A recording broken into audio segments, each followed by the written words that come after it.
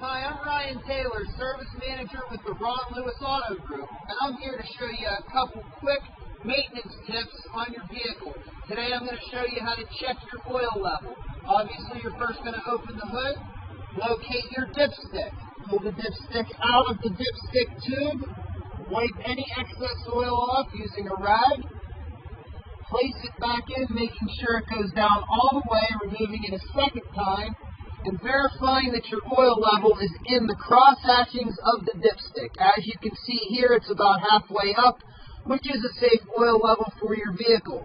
If for some reason it is below, we recommend adding a quarter to a half quart of motor oil at a time, letting it sit for a few moments and checking it again.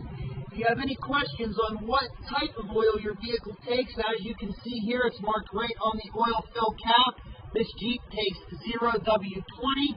You can also refer to your owner's manual if you have any questions on the proper oil. And that's how to check your oil. Thank you.